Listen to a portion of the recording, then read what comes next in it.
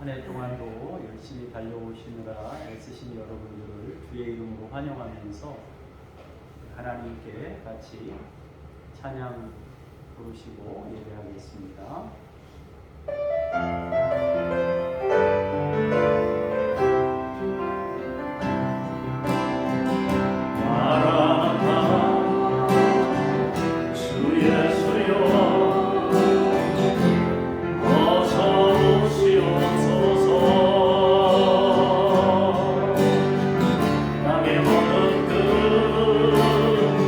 모든 족속 주를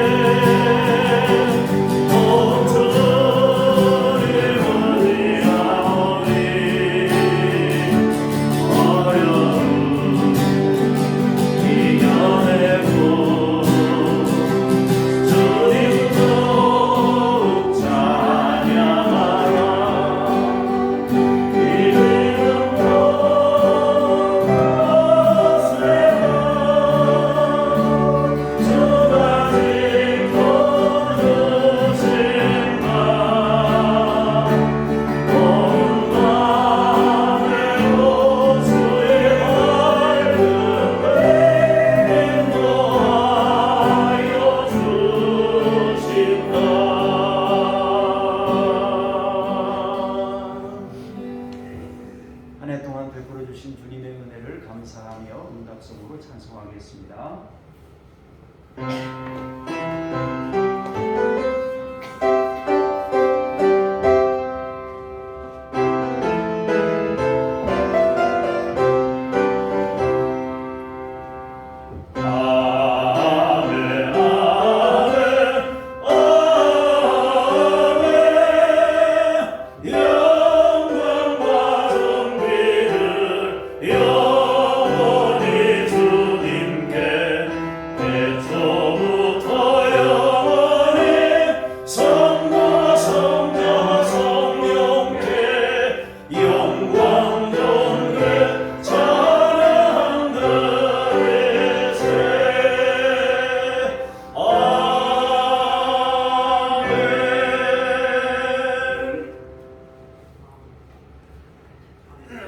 태초에 하나님이 천지를 창조하시니라.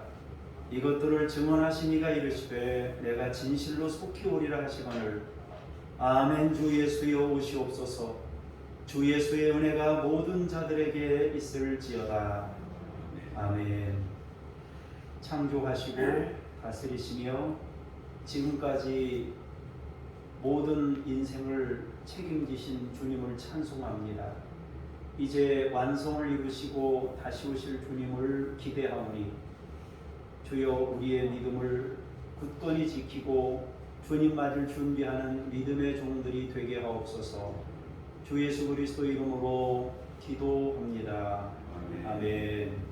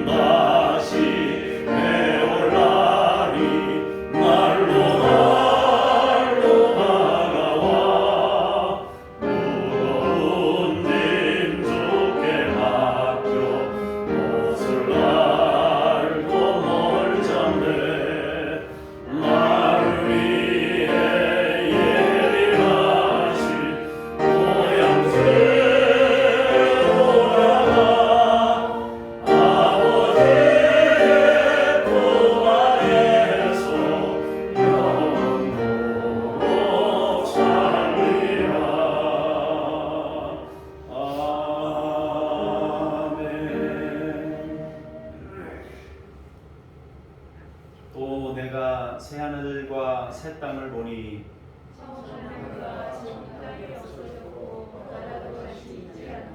또 내가 보매 거룩한 성 새 예루살렘이 하나님께로부터 하늘에서 내려오니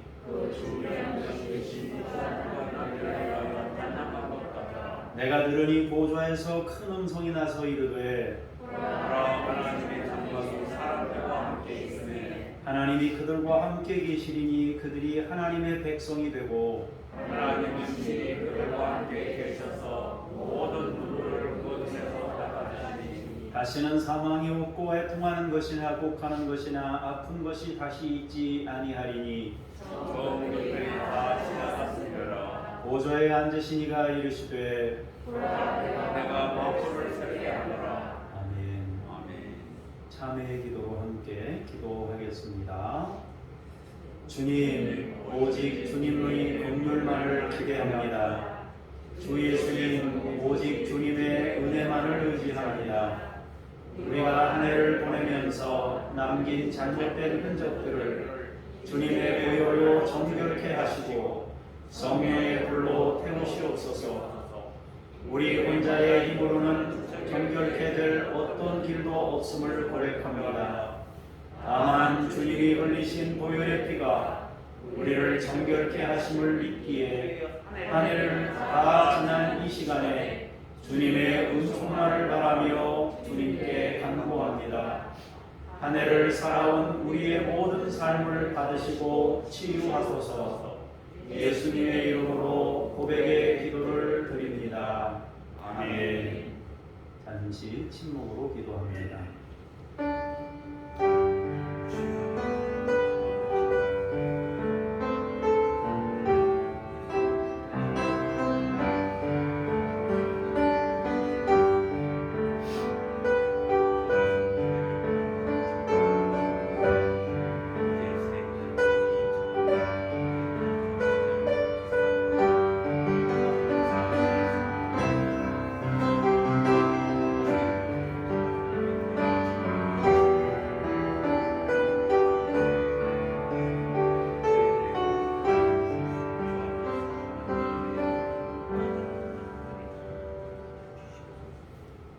그런즉 누구든지 그리스도 안에 있으면 새로운 피조물이라.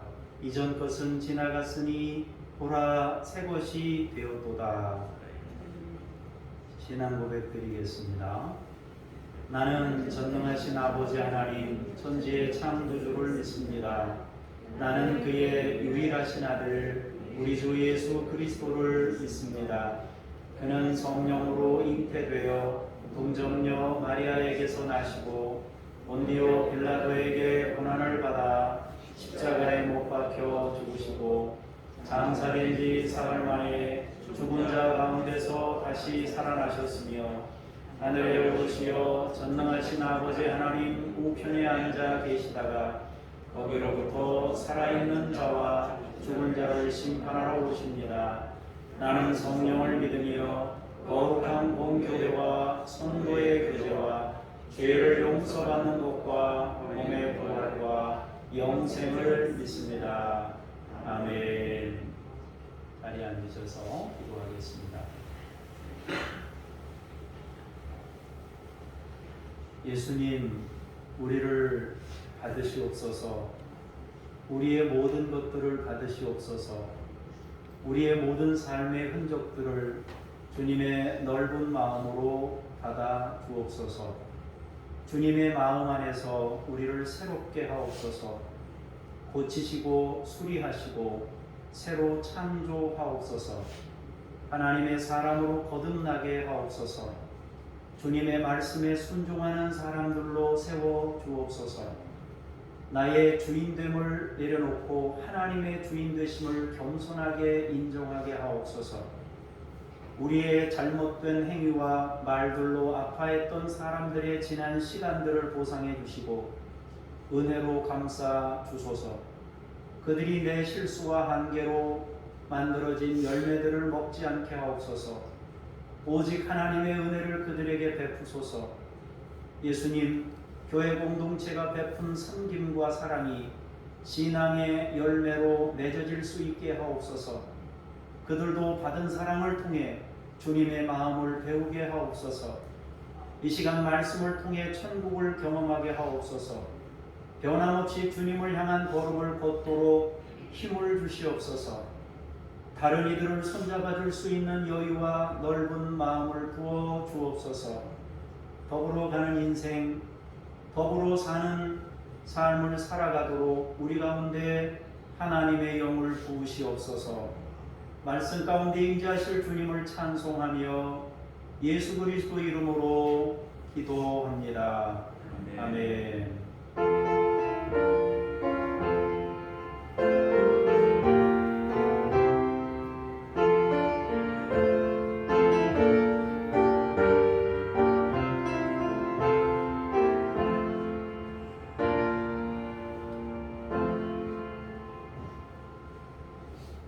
말씀 앞으로 나아가면서 쉐마 찬송 부르시겠습니다.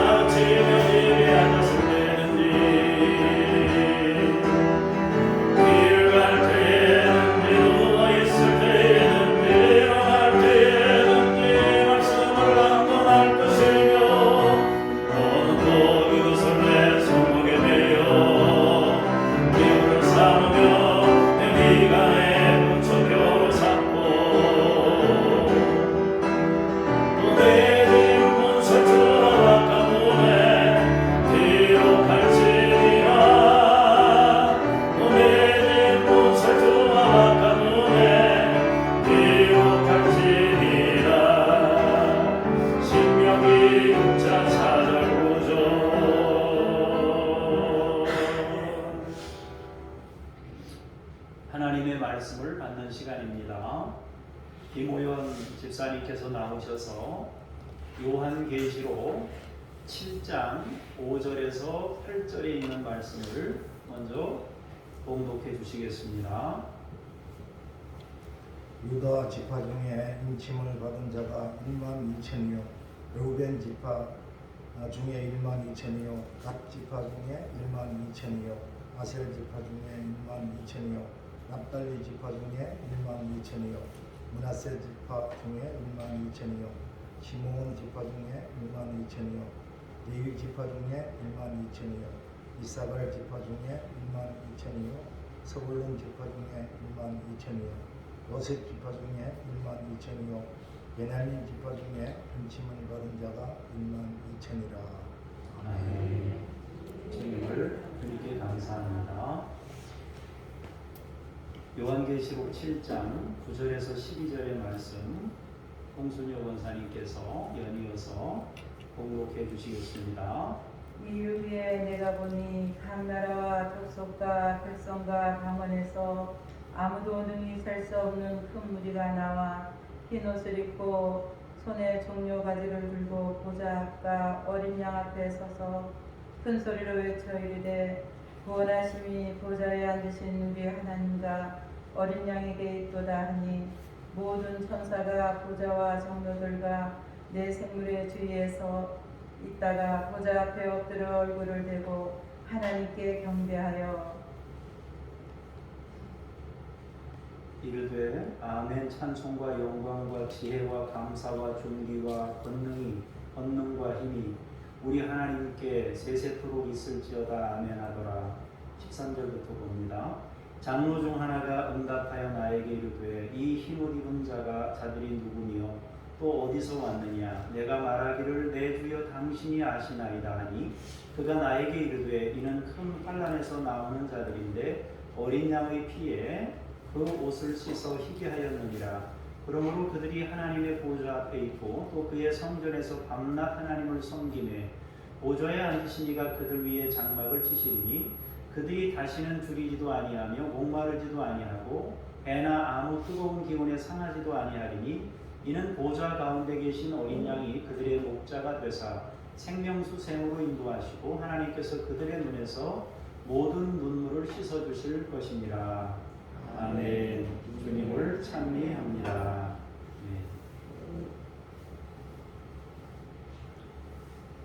찬양하는 성도들이라는 제목으로 오늘 말씀을 나누겠습니다.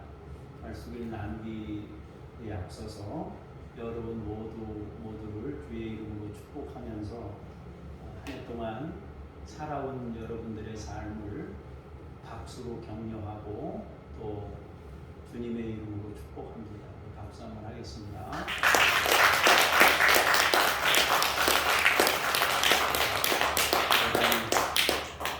대단히 많이들 고생하시고 또 애쓰시고 수고하셨습니다. 우리가 서로 생김새가 달라서 각자 다른 모습을 가지고 있습니다. 그럼에도 불구하고 그 다른 모습, 자기 모습 안에서 최선을 다해서 하나님 앞에 여러분의 인생을 걸어오신 것에 대해서 담임 목사로서 감사하고 또 진심으로 박수와 격려를 보내드리고 싶은 마음입니다. 각자 자기가 볼 때 다른 사람을 볼 때는 저 사람이 나하고는 다르게 움직이네 이렇게 보이지만 그 사람 생김새에서는 최선을 다해서 하고 있는 겁니다. 또 다른 사람을 볼 때는 저 사람은 또 나하고는 좀 다르네 그러지만 자기 생김새로는 최선을 다해서 사는 거예요. 거북이가 육지에 나와가지고 잘 못 걷잖아요. 뒤뚱뒤뚱 걷잖아요. 토끼가 보니까 참 어이가 없는 거예요. 그런데 바다 물속에 들어가면 거북이만큼 잘하는 수영 잘하는 또 동물도 우리 흔치 않지 않습니까? 우리가 때로는 거북이 같은 사람인데 육지에서는 헤맸는데 물속에서는 날렵했던 것처럼 우리가 1월에는 엉금엉금 겨웠는데 2월에는 뛴 적도 있고 우리가 인생을 그렇게 지내왔어요. 나름대로 자기 생김새, 자기 형편에 따라서는 최선을 다해서 여러분들이 살아온 겁니다. 어떤 때에는 내가 예배하러 가야 되는데 이제 예배하러 참여 못할 때 또 발을 동동 구르고 또 마음은 그쪽에 가 있고 이쪽에 와 있고 예배당에 왔는데 마음이 저기 있어요. 몸은 저쪽에 있는데 마음은 예배당에 와 있어요. 그렇게 우리의 시간들을 지나온 것입니다. 그래도 나름 하나님 앞에서 살려고 애쓰고 수고하면서 걸어온 것입니다. 그런 점에서 볼 때 여러분들 한 분 한 분이 참 소중하고 또 귀하고 그렇습니다. 원래 우리가 일터라는 곳하고 또 하나님 예배하는 처소하고 이렇게 왔다 갔다 이렇게 살다 보니까 물론 그것이 하나로 통일되어 있는 것이기도 하지만은 그렇게 왔다 갔다 하면서 살다 보니까 때로는 여러분 스스로가 보시기에도 만족스럽지 못한 모습들이 때로는 있었을지 모르지만 긍휼이 풍성하신 우리 주님이 여러분들을 지금까지 돌봐오셨고 지켜오셨습니다. 이제 새해에도 여전히 은혜가 넘치시는 하나님께서 여러분들을 다 받아주시고 맞아주시고 은총으로 함께 하실 줄 믿습니다. 사람은 모든 걸 다 못 받아줘도 우리 하나님은 모든 것을 받으시고 그렇게 늘 은혜 주실 준비, 복 주실 준비를 늘 하고 계신 분입니다. 그 하나님을 여러분들의 주인으로 모신 것을 여러분 감사함으로 여기면서 또 이렇게 한 해를 잘 정리하고 새해를 이렇게 은혜로 또 잘 맞을 수 있는 여러분 되시기를 바랍니다. 잠시 우리가 금년 한 해 지나온 시간들을 조금 보고 말씀의 은혜를 나누도록 하겠습니다. 사진이 많지 않아서 제가 열심히 찍어야 되는데 여기 앞에서 이제 뭘 하다 보니까 뒤에서 사진을 못 찍었어요. 그러니까 조금 사진이 좀 부족합니다만 그래도 지나온 내용들은 글로 정리해서 보여드리도록 하겠습니다. 잠깐 한 3분 보겠습니다.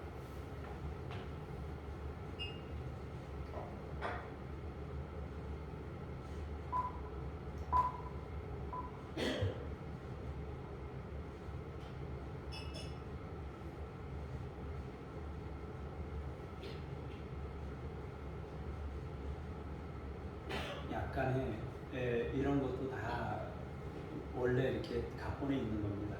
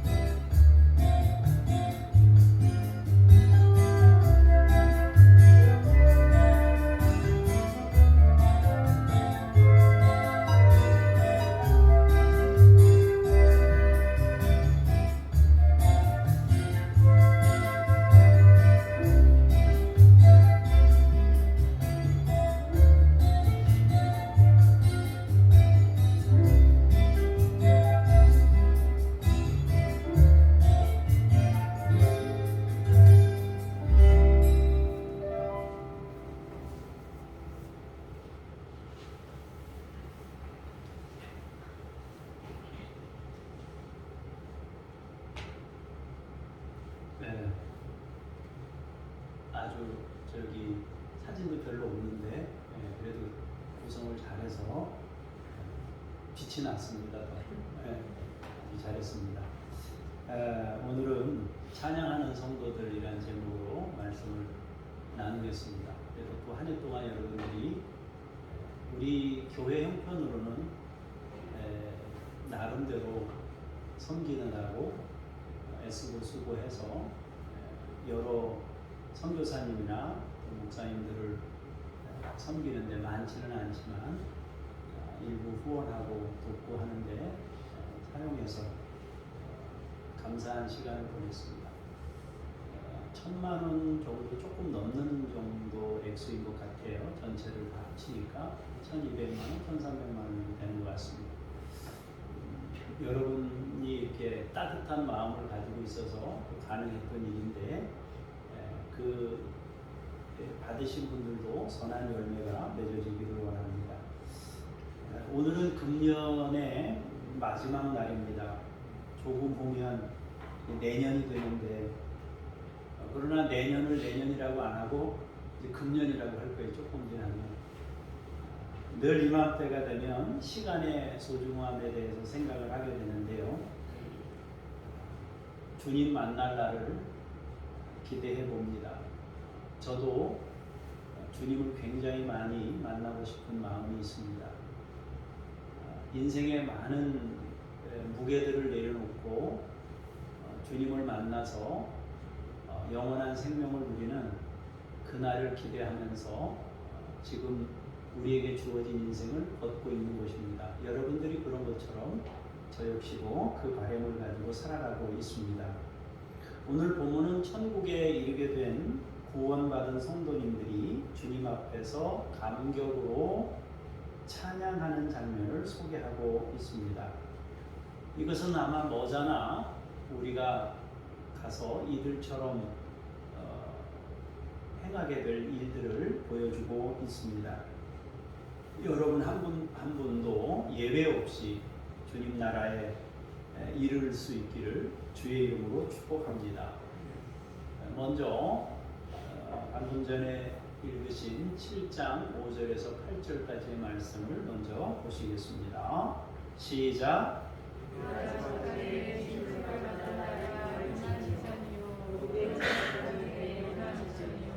각 지파 중에 12,000이요 아셀 지파 중에 12,000이요 납달리 지파 중에 12,000이요 므낫세 지파 중에 12,000이요 시므온 지파 중에 12,000이요 레위 지파 중에 12,000이요 이사갈 지파 중에 12,000이요 스불론 지파 중에 12,000이요 요셉 지파 중에 12,000이요 베냐민 지파 중에 인침을 받은 자가 12,000이라.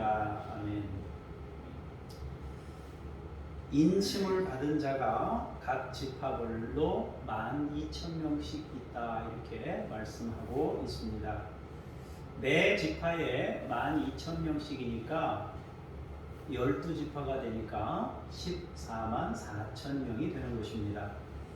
천국에 이르게 된 사람이 하나님께서 특별히 도장을 찍어서 구별한 사람이 14만 4천명이라는 것입니다.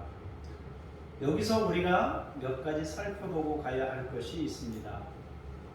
이단의 대부분은 이 14만 4천명을 구원받은 숫자라고 주장합니다. 그것이 아니면 적어도 특별히 구별된 무리가 14만 4천명이 있다 이렇게 이야기합니다. 구원받은 사람들은 더 많을 수 있을지 모르지만 특별히 구별된 사람은 14만 4천명 뿐이다 이렇게 주장을 하는 것입니다. 그렇지만 우리가 여기서 한두 가지 질문을 해보면 그것은 사실이 아니라는 것을 금방 알 수가 있습니다. 먼저 각 지파가 12,000명이라면 12,001번째 사람의 구원은 어떻게 될 것인가 하는 것입니다. 그렇게 구원이 상대평가로 이루어진다면 아깝게 떨어진 사람은 얼마나 억울할까요? 하나님의 나라를 이해하는 것이 이렇게 인위적으로 자의적으로 자기 생각에 맞춰서 이해하려는 이런 시도들이 있어서 우리는 주의를 기울여야 합니다. 이단들은 항상 이런 것들로 거짓을 만들어서 사람들을 현혹하고 있습니다. 성경이 있으니까 있는 걸 가지고 사람들에게 제시하면, 그래서 여러분 우리가 성경을 문자로 이해하지 말아야 되는 이유가 여기에 있는 것입니다. 줄 세우기를 딱 해서 100등까지만, 무슨 하나님 나라 선착순합니까? 그잖아요, 그죠? 하나님 나라를 달리기 잘해가지고 1번부터 100등까지만 딱 정해서 그까지만 천국에 딱 들여보내고 101번째 사람은 넌 안 돼, 넌 지옥이야. 그렇다면 지금까지 우리가 얘기했던 하나님의 긍휼과 하나님의 사랑과 하나님의 은혜는 다 어디로 가는 거예요? 하나님의 나라를 마치 이렇게 경쟁 체제 비슷하게 몰아가는 것은 대단히 위험한 것입니다. 하나님이 경쟁 체제로 할 것 같았으면 처음부터 그랬겠죠. 그러나 주의 이름을 부르는 사람은 누구나 구원을 받을 수 있는 방법으로 하나님이 우리를 구원해 내시기를 작정을 하셨기 때문에 주님의 이름을 부르는 사람이 100명이면 100명이 구원받을 것이고 101명이면 12,010명이면은 12,010명이 구원받는 거예요. 주의 이름을 부르는 자는. 그러니까 이 숫자를 딱 정해놓고 하는 거는 사실은 다 뭐 하자고 하는 짓입니까? 사람들 모아놓고 경쟁시켜서 다 율법으로 얽어매서 자기들이 원하는 방식으로 끌어가려고 하는 겁니다. 그래서 이 14만 4천이라는 것이 마치 상대 평가로 천국이 결정되는 것처럼 몰아가는 것은 우리가 대단히 위험하다 하는 것입니다. 하나님 나라는 상대 평가가 아니에요.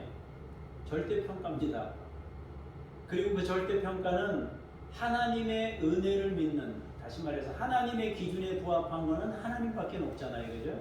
그래서 그 은혜를 기대하는 사람에게는 누구에게나 열려 있는 것이 하나님의 나라다. 그래서 이 14만 4천 혹은 12,000명은 사실은 엄밀히 말하면 이건 문자적으로 이해할 수 있는 부분이 아니다 하는 것입니다. 자, 두 번째로 생각할 것은요, 14만 4천 명을 12지파가 12,000명씩 정확하게 나눠 가질 만큼 등수가 정확할 수 있느냐 하는 것입니다. 여러분, 전국에 있는 고등학교 학생들을 1등만 뽑아서 천국에 데려간다고 칩시다. 그러면 어떤 학교에서는 2등 하는 애가 저쪽 학교의 1등보다 더 잘할 수 있어요, 없어요? 있어요.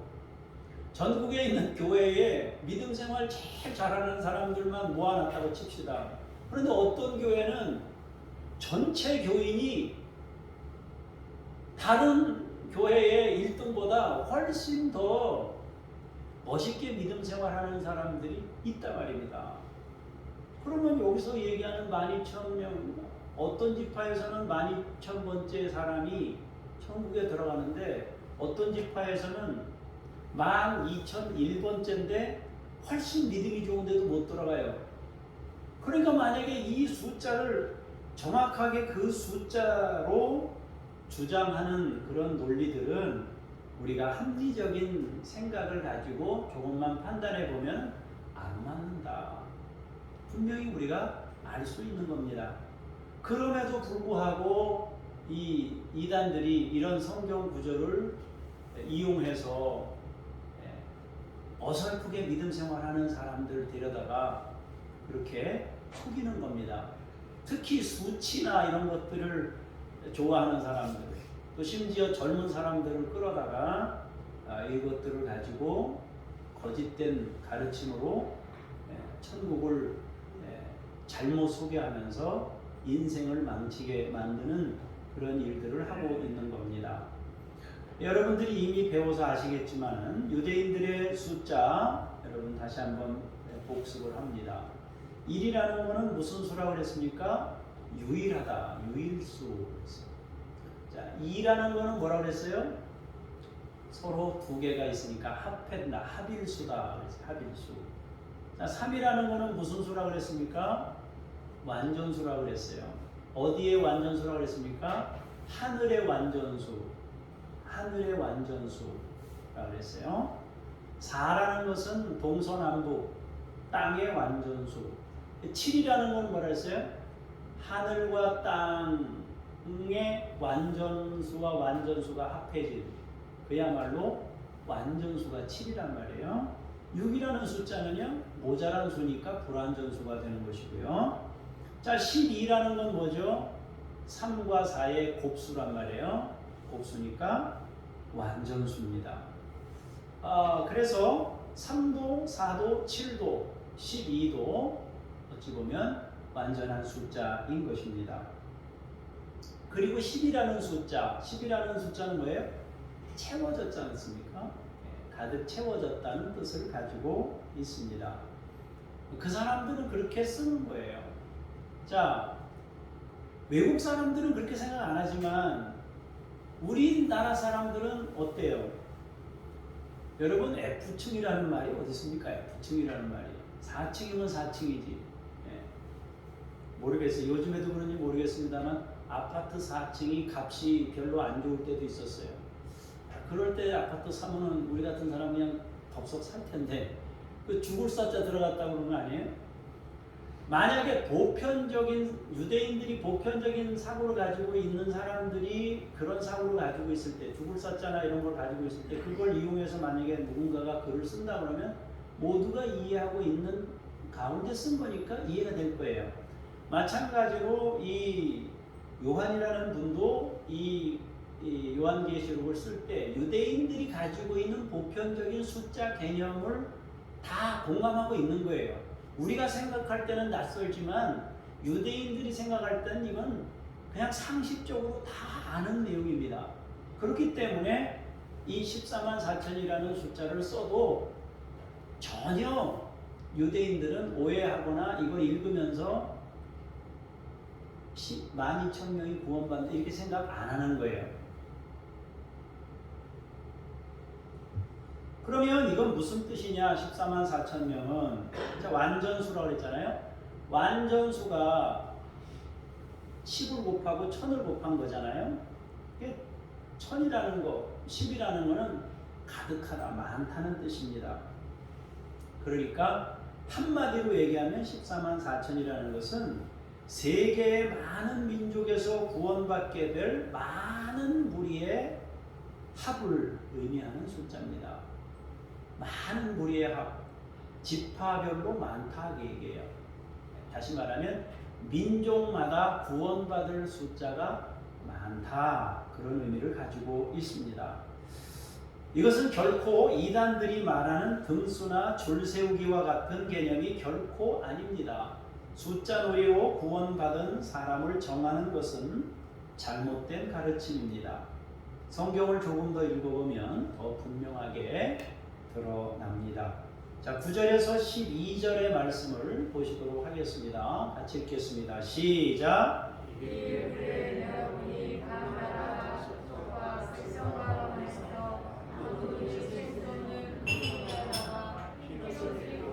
손에 종려 가지를 들고 보좌 앞과 어린 양 앞에 서서 큰 소리로 외쳐 이르되 구원하심이 보좌에 앉으신 우리 하나님과 어린 양에게 있도다 하니 모든 천사가 보좌와 장로들과 내 생물의 주위에 서 있다가 보좌 앞에 엎드려 얼굴을 대고 하나님께 경배하여 이르되 아멘. 찬송과 영광과 지혜와 감사와 존귀와 권능과 힘이 우리 하나님께 세세토록 있을지어다. 아멘 하더라.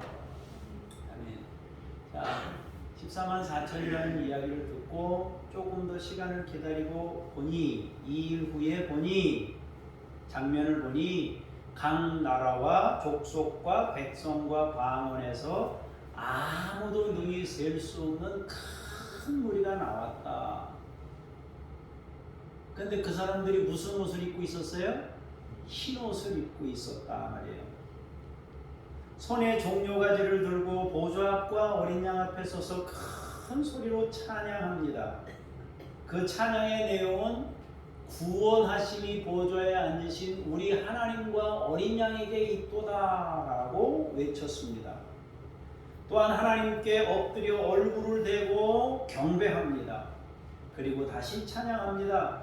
아멘. 찬송과 영광과 지혜와 감사와 존귀와 권능과 힘이 우리 하나님께 세세토록 있을지어다. 아멘 하고 찬송합니다.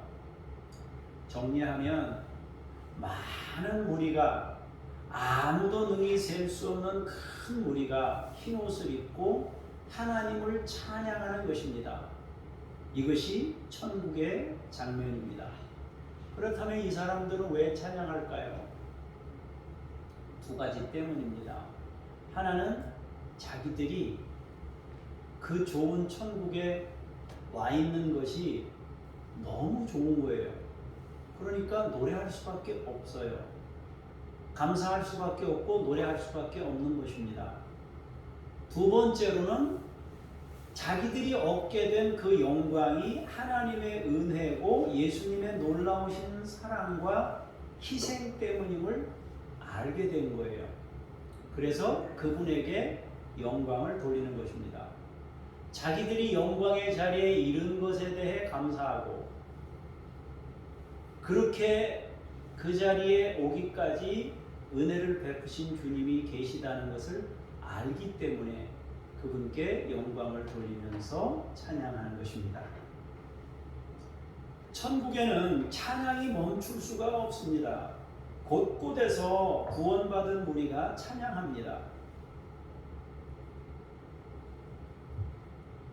여러분, 월드컵 4강만 돼도 전 국민이 기뻐서 들뛰었습니다. 시킨 것도 아니고 큰 소리로 노래를 부르면서 힘들다고 생각하는 사람 없어요. 그냥 다 오래오래 소리를 지르면서 밤에 잠도 안 자고, 직장에 가서는 이렇게 졸면서 그 밤에 그거 보면서 막 박수 치고, 그건 누가 시켜서 하라면 하겠어요? 만약에 여러분 밤새 그렇게 야근하라고 계속 그래놓으면 한 20일 동안, 월드컵 하는 20일 동안 여러분 그렇게 야근하라 그러면 이만큼 나와서 투덜투덜 대면서 막 사장님 욕을 하고 막 그럴 거 아니겠어요, 그죠? 그런데 누가 시키지도 않았는데 자기 돈 들여가면서 치킨 사 먹어가면서 그 밤에 그거 막 사람들끼리 모여서 그렇게 했단 말이에요. 그냥 좋아서 노래하고 춤을 춘 거예요. 천국에서는 누가 시켜서 하는 것도 아니고 찬양하다가 지겹거나 힘들다고 여기는 사람은 없습니다. 상상할 수 없는 영광이 그저 놀랍고 감사할 뿐이고, 하나님께서 내게 베푸신 은혜에 춤추고 노래할 수밖에 없는 것입니다. 우리가 이르게 될 곳이 바로 이런 곳입니다. 주님의 나라에 가면 그냥 찬송이 저절로 나올 거예요. 그냥 노래가 저절로 나올 거예요. 좋아서 그냥 춤추면서 좋아할 겁니다. 너무 좋으니까. 아이들 모습에서 가끔 그런 거 보잖아요.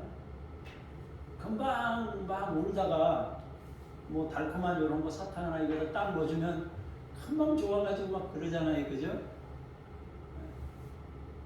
우리가 하나님의 나라에 들어가면 너무 좋은 것 때문에 그렇게 감사하고 춤추게 될 거예요. 우리는 구원받은 사람들이 정확히 몇 명으로 지파별로 할당된 개념으로 이해하지 말아야 합니다. 구원받은 사람들은 많을 겁니다. 그리고 그들은 천국에서 한없이 주님을 찬양하게 될 것입니다. 여러분들이 그 자리에 이르면 똑같이 그렇게 될 거예요. 자, 13절에서부터 17절까지 말씀을 보겠습니다. 장로 중 하나가 응답하여 나에게 이르되 이 흰옷 입은 자들이 누구며 또 어디서 왔느냐. 내가 말하기를 내 주여 당신이 아시나이다 하니 그가 나에게 이르되 이는 큰 환난에서 나오는 자들인데 어린 양의 피에 그 옷을 씻어 희게 하였느니라. 그러므로 그들이 하나님의 보좌 앞에 있고 또 그의 성전에서 밤낮 하나님을 섬김에 보좌에 앉으신 이가 그들 위에 장막을 치시리니 그들이 다시는 줄이지도 아니하며 목마르지도 아니하고 해나 아무 뜨거운 기운에 상하지도 아니하리니 이는 보좌 가운데 계신 어린 양이 그들의 목자가 되사 생명수 샘으로 인도하시고 하나님께서 그들의 눈에서 모든 눈물을 씻어 주실 것임이라. 아멘.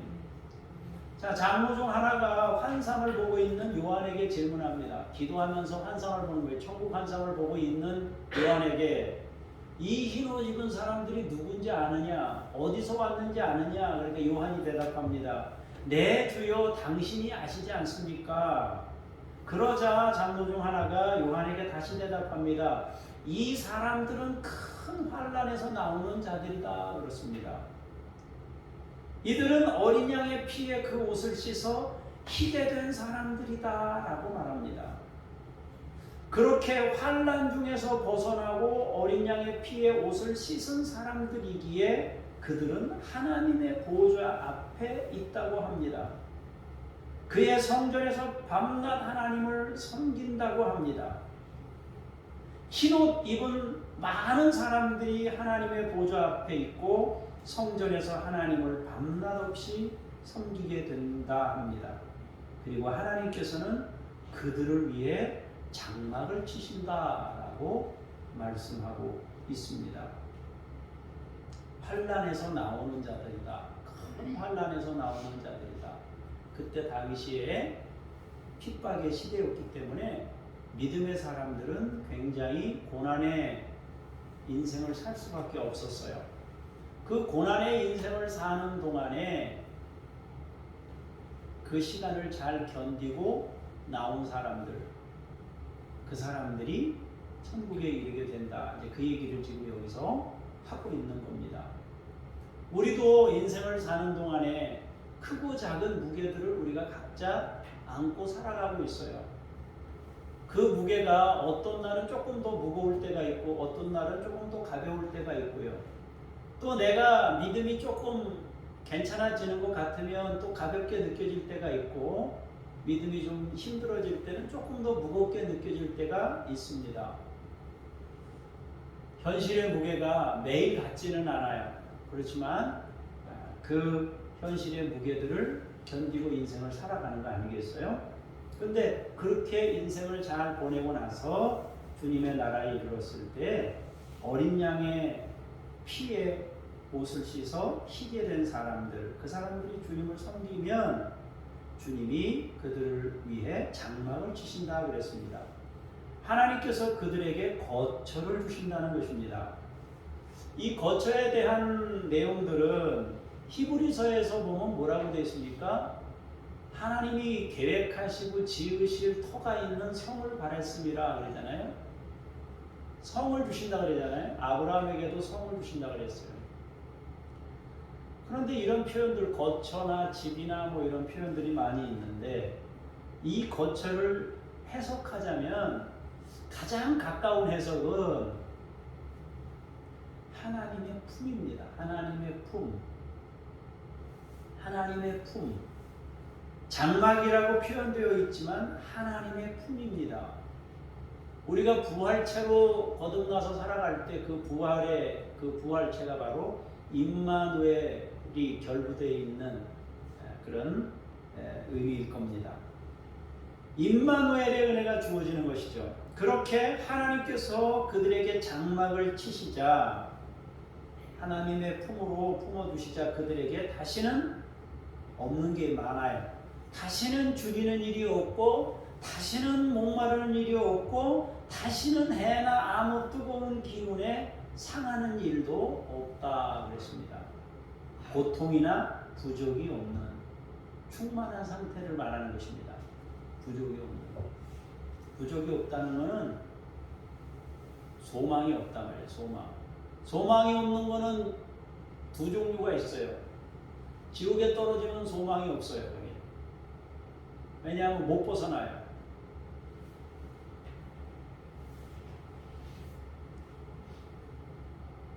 죽으면 끝이라고 누군가 그러시던데 죽으면 끝나는 거 아니냐 그래요. 우리 형님이 저한테 죽으면 끝나는 거 아니냐. 죽는 게 조금 무서운데 죽으면 끝나는 거 아니냐. 죽는 거 무서운 것보다 10배, 100배, 1000배 더 무서운 게 지옥에 가는 일입니다. 그러니까 거기는 절대 가지 마세요. 거기는 마귀를 위해 준비된 곳이니까 형님은 꼭 천국에 가셔야 됩니다. 그러니까 그쪽에는 아예 몸담지 마세요. 그랬는데 거긴 소망이 없어요. 영원함이니까. 천국도 영원하고 지옥도 영원한 것입니다. 그 영원한 곳에 들어가면 나오질 못해요. 그냥 소망이 없어요. 천국에도 소망이 없어요. 그럼 천국에는 왜 소망이 없느냐? 여러분, 소망이 있다는 것은 내가 부족하다는 거예요. 내가 부족하면 소망이 있는 거예요. 뭘 더 기대하고 바라는 게 있다는 것은 내가 아직도 뭔가 채워지지 않은 게 있다는 거 아니에요, 그죠? 찬양을 부를 때는 그 정말 믿음의 가사들이 굉장한 가사들이 많지만 우리가 그대로 살지 못해서 그렇지 사실 가사만 보면 굉장한 것들이 많아요. 주님 한 분만으로 나는 만족한다. 주님 한 분만으로 나는 만족합니다. 그 주님 한 분만으로 만족한 정도가 되면 부족함이 없는 상태가 되는 거죠. 그렇게 될 수 있기를 축복합니다. 자, 우리가 너무 잘 아는 시편 23편에 뭐라고 되어 있어요? 여호와는 나의 목자시니 내가 부족함이 없습니다. 내가 부족함이 없습니다. 그렇게 이야기하잖아요. 부족함이 없는 상태라고 말하고 있는 거예요. 그거 보면은 이 다윗의 신앙 고백이 엄청난 거죠. 예? 적어도 이 사람이 부족함이 없는 상태까지 도달했는지 어쨌는지는 모르겠지만 이런 고백을 할 수 있다는 것 자체가 대단한 신앙의 깊이를 가지고 있는 사람이라 할 수 있죠. 자, 어린 양이신 주님은 흰옷 입은 그들을 생명수 샘으로 인도하십니다. 그리고 하나님께서는 그들의 눈에서 모든 눈물을 씻어주십니다. 이 땅에서의 수고와 아픔과 억울함, 주님을 따르면서 겪어야 했던 모든 것들을 다 보상받게 됩니다. 그리고 영원한 생명으로 인도됩니다. 우리가 지금 가진 사라지는 생명이 아닌 영생을 누리게 되는 겁니다. 요한은 천국의 환상을 통해 하늘 세상을 본 것입니다. 요한은 자신이 본 그 환상을 말씀으로 기록하여 고통과 핍박 중에도 믿음을 지키며 주님을 따르는 사람들을 위로하고 격려하고 있습니다. 지금도 요한계시록을 단지 두려운 책으로 이해하려는 사람들이 있습니다. 심판에 대한 기록 때문에 두려워하는 것입니다. 그래서 요한계시록 나오면 뭐 제일 먼저 뭐 666이 어떻고 뭐 14만 4천이 어떻고 이래가지고 또 그쪽으로 또 따라가는 사람들은 그냥 자동차 번호 666만 나와도 이거 뭐 오늘 뭐가 있는 거 아니냐. 다 그거는 미신적인 진앙이에요. 우리는 하나님이 우리에게 하나님을 믿도록 하신 이유가 뭐냐면 그런 미신적인 요소에서 자유하라고 주님이 우리에게 말씀을 주시고 성경을 주신 거 아니겠어요, 그죠? 그런데 도리어 우리의 인생을 그렇게 미신적인 요소로 나를 거기다가 얽을 필요가 없는 겁니다. 그래서 요한계시록은 심판의 책이기는 하지만 그렇다고 해서 심판만 있는 것은 아니고 구원의 메시지도 그 안에 담겨 있다. 성경은 어느 곳을 펴도 은혜입니다. 은혜로 채워진 사람들은 성경을 어느 곳을 펴도 은혜입니다. 레위기를 펴도 은혜고 출애굽기를 펴도 은혜고 계시록을 펴도 은혜고 다 은혜입니다. 어떤 눈을 갖느냐에 따라서 성경을 보는 게 다 달라질 수밖에 없어요. 자, 구원과 심판은 같은 것이라고 그랬어요. 자, 구원이 이루어질 때 애국 사람들은 심판이에요. 이스라엘 백성들은 구원입니다. 은행 강도가 은행에 침입해서 칼을 막 목에다 겨누고 막 그 직원을 협박하고 있는 거예요. 그때 경찰이 나타났어요. 경찰이. 그것도 경찰이 그냥 일반 이런 경찰이 아니라 특공 무술로 아주 훈련이 고도화된, 막 거꾸로 옥상 꼭대기에서 막 이렇게 밧줄 달고 뛰어내리는 그런 사람들이에요. 특공대들이 다 나타난 거예요. 그러면 불안한 사람 누구예요? 도둑이 불안한 거지, 도둑이. 시민들은 오히려 안심을 하죠. 그러나 도둑은 그 압박감이 너무 이제 크게 다가오는 거죠. 심판이라는 것은 은혜를 모르는 사람들에게는 두려움이에요. 은혜를 아는 사람들에게는 주님의 오심이 환영한 일이란 말이에요. 그래서 여러분, 뭡니까? 이 사람에게는 생명의 냄새고 저 사람에게는 사망의 냄새다. 생명의 냄새고 사망의 냄새고 그렇단 말이에요. 그러니까 심판이라는 것이 그냥 심판이 아니고 그것은 곧 구원입니다. 여러분들에게는 하나님의 임재하심이, 하나님의 재림하심이 심판이 아닌 구원이기를 원합니다. 구원이에요. 계시록에는 3대 7중 재앙이 나옵니다. 3대 7중 재앙. 첫 번째 재앙이 무슨 재앙이요? 인재앙, 인재앙. 두 번째 재앙이 무슨 재앙이에요? 나팔재앙. 여러분 성경 읽어보셨잖아요, 그죠? 세 번째 재앙이 무슨 재앙이에요? 대접재앙입니다. 세 가지 재앙이, 3대 재앙이 나와요. 3대 7중 재앙이에요. 3대 7중 재앙이에요. 외우기 쉬우려면은 첫 번째 재앙은 한 글자예요. 두 번째 재앙은 두 글자예요. 세 번째 재앙은 세 글자여야 되는데, 그죠? 근데 세 번째도 두 글자예요.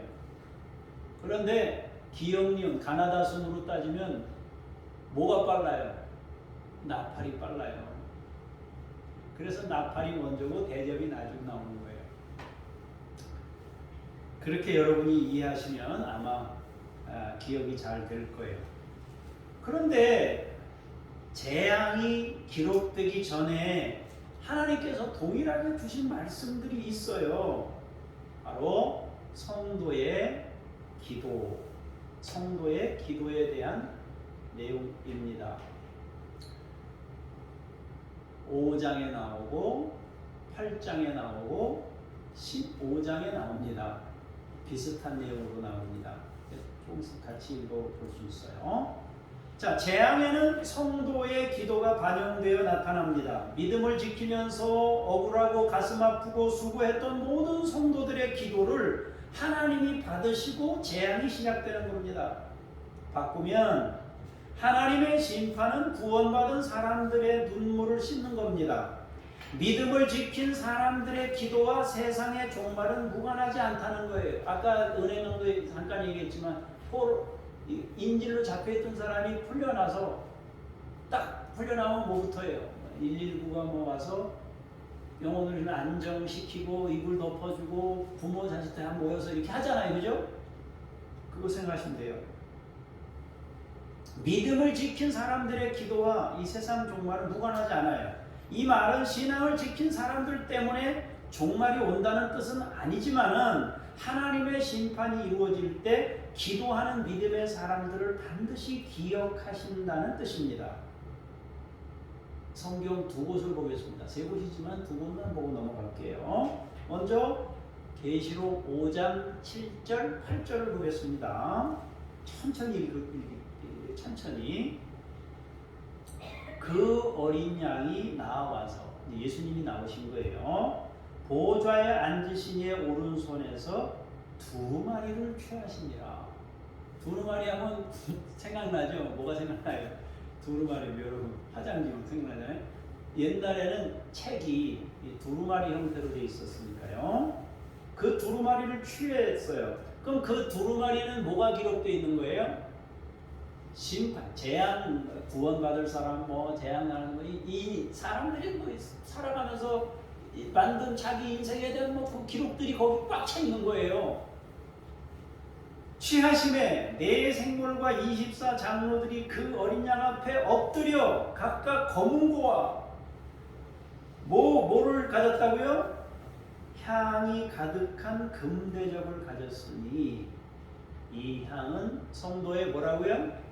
기도들이라. 자, 주님은 심판과 구원의 두루마리를 취한 거예요. 그 두루마리에 7 재앙이 들어있는 거예요. 인재앙 7 때마다 거기 재앙이 들어있는 거예요. 하나님께서 봉하신 두루마리는 오직 주님만이 취하여 풀 수가 있어요. 아무나도 못 풀어요.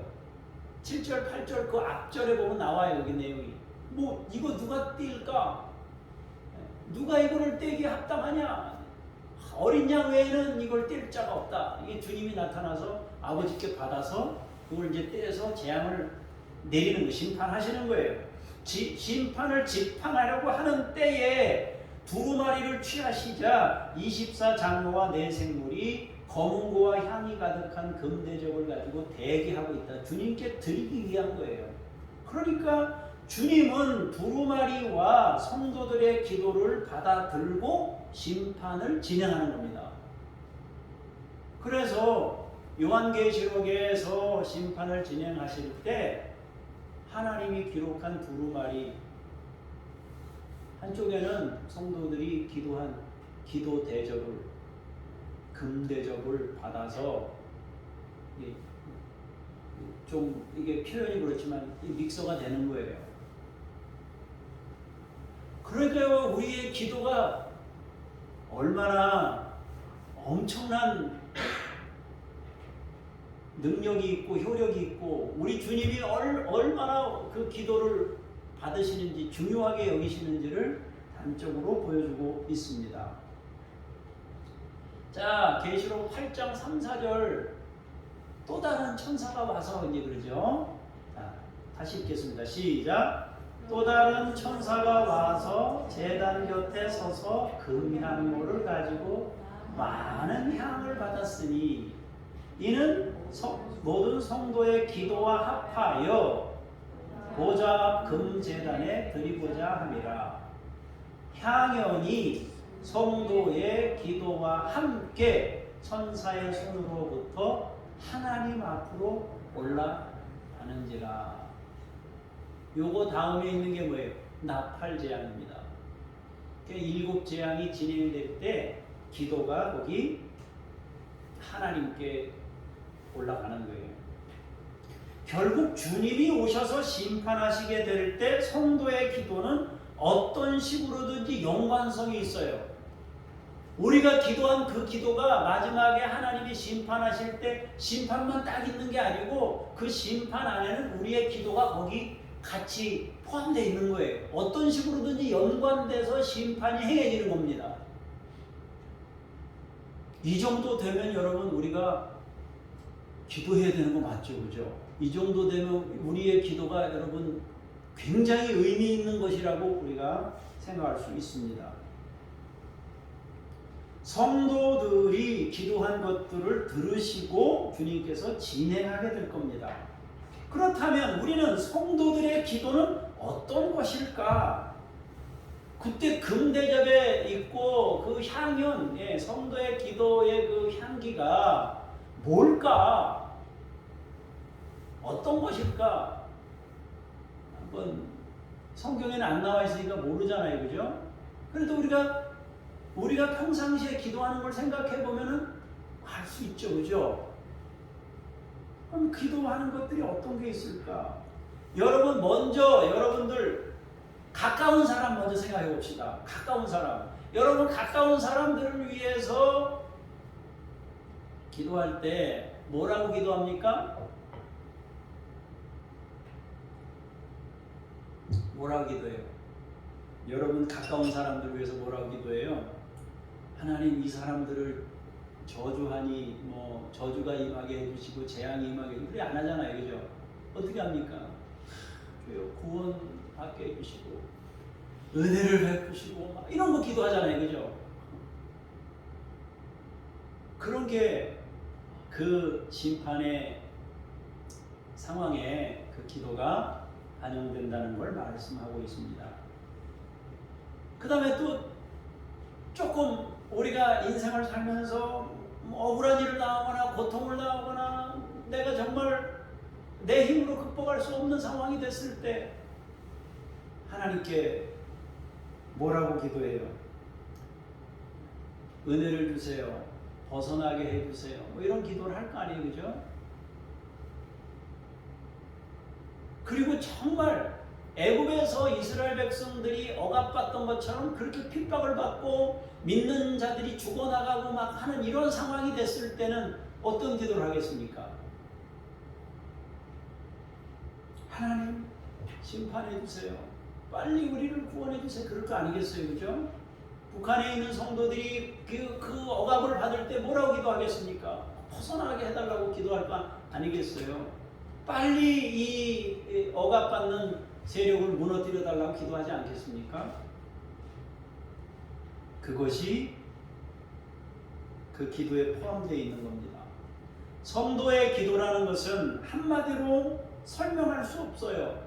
많은 내용이 그 안에 포함되어 있는 거예요. 각자의 사람마다 가지고 있는 자기 사연과 자기가 안고 있는 그 삶의 무게들 이런 것들이 그 안에 다 포함되어 있는 겁니다.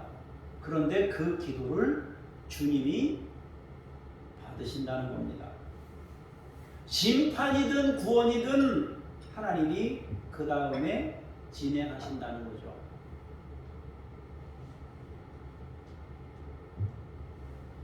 사랑하는 성도 여러분, 구원은 1등부터 몇 등까지 정해놓고 주시는 것이 결코 아닙니다. 믿는 자는 누구든지 얻게 되는 은혜입니다. 경쟁적인 믿음 생활이나 업적 지향적인 믿음 생활은 14만 4천 명을 주장하는 사람들과 유사한 접근입니다. 우리는 믿음으로 은혜로 감사함으로 구원에 이르는 것입니다. 이제 새해가 됐는데 사랑하는 여러분, 새해에도 여러분 업적 중심의 신앙생활 힘들잖아요. 그죠? 그렇게 여러분들 믿음 생활 하시지 말고 믿음으로 은혜로 감사함으로 그렇게 갈 수 있으면 좋겠어요.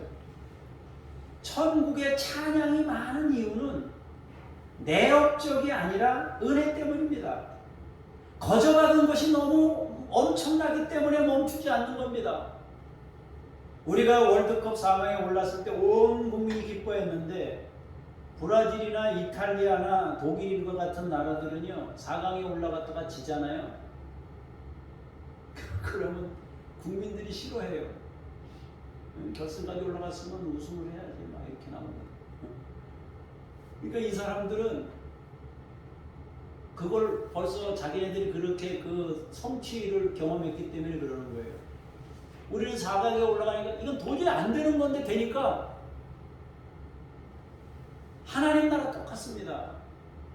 자기 업적으로 사는 사람들은 그 1등이 안 되면 못 견디는 거예요. 감당이 안 되는 거예요.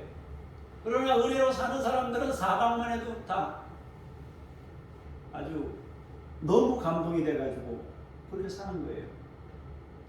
그러니까 은혜로 얻은 사람들은 노래할 수밖에 없어요. 그렇게 구원에 이른 사람들은 하나님이 거처를 마련하시고 예수님이 생명의 샘으로 인도하시고 하나님이 모든 눈물을 씻어주십니다. 그러므로 다시 부족이 없는 상태를 지속적으로 누리게 됩니다. 우리 모두 그 영원한 나라에 입성할 수 있기를 바랍니다. 우리는 금년 한 해도 열심히 살았습니다. 그러나 새해에도 믿음으로 살아가야 할 이유가 있습니다. 우리는 하늘나라에 이르게 될 거룩한 하나님의 백성들입니다. 그 자부심을 가지고 새해를 열고 새롭게 주시는 새로운 해를 힘차게 출발할 수 있기를 원합니다. 기도하겠습니다. 살아계신 하나님, 역사하시는 하나님, 은혜로 한 해를 지나왔습니다. 어찌 보면 내가 열심히 내는 때도 있었던 것 같은데 또 어떤 때 보면 이건 아닌데 하고 스스로에게 절망할 때도 있었습니다.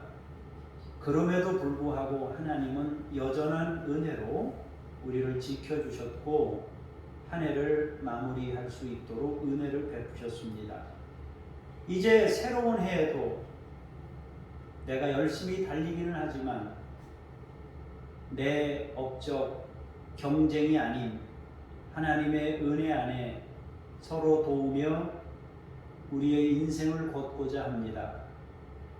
은혜의 아버지 하나님, 엉뚱한 경쟁심으로 힘든 한 해를 보내지 않게 하시고 주어진 자리에서 감사하고 모자란 사람이 있으면 손잡아서 당겨주고 그렇게 한 해를 또 감사함으로 보낼 수 있도록 주여 우리에게 주님의 마음을 부으시옵소서. 주 예수 그리스도 이름으로 기도합니다. 아멘.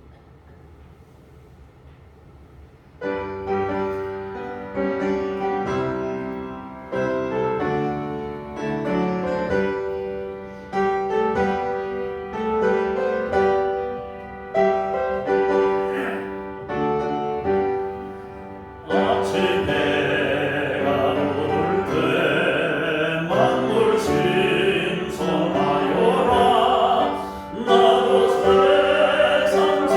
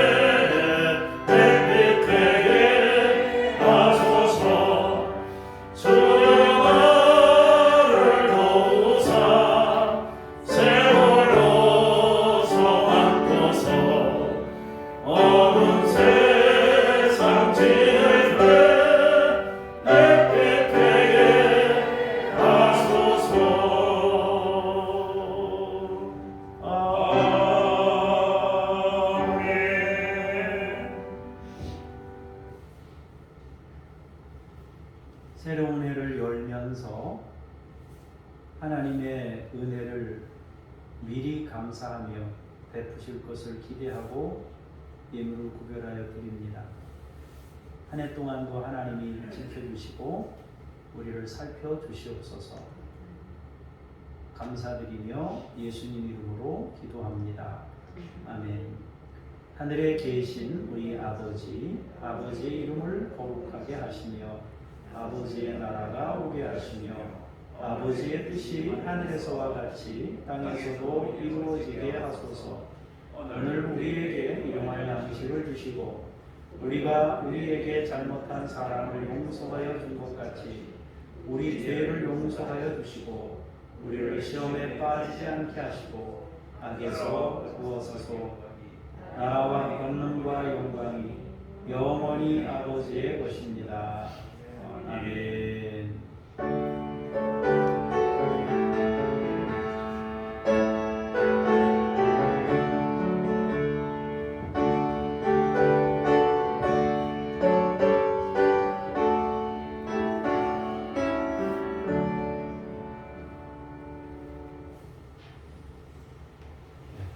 자리에 앉으셔서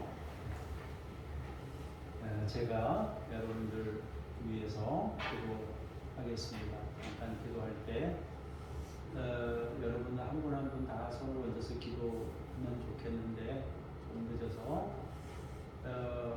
방법을 좀 달리해서 여러분들 마음에 손을 얹으시든지 아니면 여러분들이 여러분 머리에다가 손을 얹으시든지 그렇게 하시고 제가 여기서 대표로 기도하겠습니다.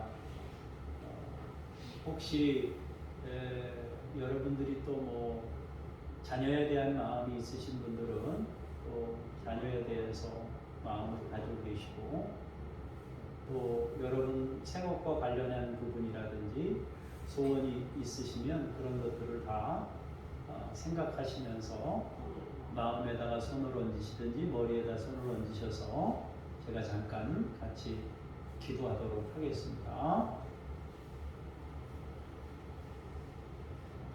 하나님께서 분명히 말씀하시기를 주의 이름으로 축복하면 내가 그 기도를 들으시겠다고 말씀하셨습니다. 이 시간 이 종이 우리 성도님들과 똑같은 인간이지만 예수님이 가르쳐 주신 방법대로 주님의 이름을 의지하여 축복하고 기도합니다. 마음에 손을 얹었습니다. 머리에 얹었습니다. 자녀들을 생각하며 인생 사는 생업을 생각하며 여러 가지 것들을 마음에 담아 주님 앞에 올려드립니다.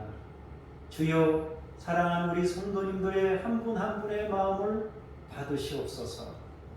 성도들의 소원을 들어 응답하시옵소서.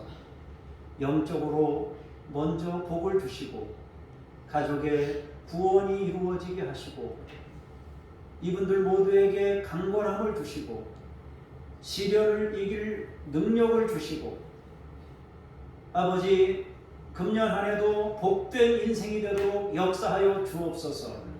믿음의 빛을 발산하게 하셔서 가족 전체가 이분들 때문에 살게 하시고 주여, 중보의 기도자들이 될 수 있도록 함께하여 주시옵소서. 하나님 아버지, 자녀들을 주의 이름으로 축복합니다. 주여, 우리 성도님들이 소원하는 모든 기도에 응답하시고 들어주시옵소서. 간절히 간구할 때 주여, 자녀들이 복을 받는 모습을 보게 하여 주시옵소서. 살아계신 주의 권능을 체험하도록 인도하여 주시옵소서. 하나님 아버지, 사랑하는 우리 믿음의 식구들의 생업에 복을 주시기를 원합니다. 아버지 하나님이여, 생존하게 하시고 살게 하시고 또한 먹을 것과 먹을 양식과 씨를 주신다고 했사오니 주께서 먹을 양식과 함께 씨를 주시고 섬길 수 있는 여유를 주시고 주께서 부어주시고 은총으로 함께 해주시기를 원합니다. 성도님들 한 분 한 분에게 역사하여 주시옵소서. 하나님 아버지, 멀리 있는 아이들도 있습니다. 자녀들도 있습니다. 새로 가정을 꾸민 자녀들도 있습니다. 잉태한 자녀들도 있습니다. 아버지 하나님, 여러 가지 인생의 무게로 고통받는 자녀도 있습니다. 하나님 아버지 또한 육체의 질고로 인하여 아버지 마음 쓰고 있는 가족들도 있습니다. 하나님이여 사연이 다 제각각 있지만 하나님께서 그 모든 것을 다 기억하시고 받으시며 은혜 받는 한 해가 되도록 하나님의 은혜를 힘입는 한 해가 되도록 주여 우리 모든 성도님들에게 함께 하시고 복 주시옵소서. 천국에 대한 소망과 믿음이 흐려지지 않도록 인도하여 주시고 주님의 마음을 잃지 않도록 우리 사랑하는 성도님들이 그 마음으로 살아가도록 권능을 부어 주시옵소서. 세상을 이길 힘을 주시고 주님이 함께 동행하심을 맛보는 한 해가 되도록 인도하여 주시옵소서. 하나님 장호교회에 복 주신 감사합니다. 새해에도 큰 복을 주셔서 앞으로도 더 아름다운 교회로 세워지도록 능력으로 함께하여 주시옵소서. 서로 축복하는 한 해가 되고 서로 성도를 위해 간구하는 한 해, 또 서로를 위해 기도하는 한 해가 되게 해주시고 경건에 이르기를 연습하는 그러한 믿음의 식구들이 되게 해 주시옵소서. 감사드리며 주 예수 그리스도 이름으로 기도합니다. 아멘. 여러분 모든 기도의 제목과 소원들이 이루어질 수 있기를 축복합니다. 자리에서 일어나셔서 찬송 부르시겠습니다.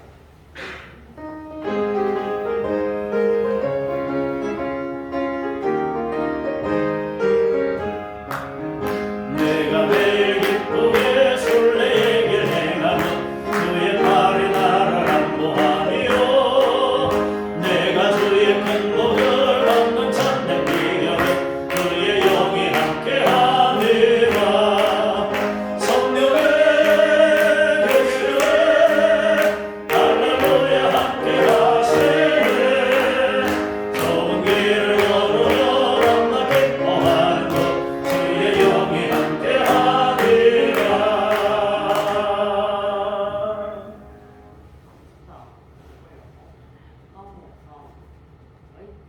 생명을 내어주신 어린 양 예수 그리스도의 은혜와 우리에게 거처를 마련하시고 장막을 지어주신 아버지 하나님의 그 크신 사랑하심과 천국에 이를 때까지 넘어지지 않도록 지켜주시는 성령님의 역사하심이 오늘도 말씀을 듣고 소망 중에 주어진 삶의 자리에서 열심히 살도록 살겠다고 마음에 결단하고 돌아가는 하나님의 사람들 머리머리 위에 교회와 이 나라와 열방 위에 이제로부터 영원까지 함께 하시기를 간절히 축원하옵나이다. 아멘.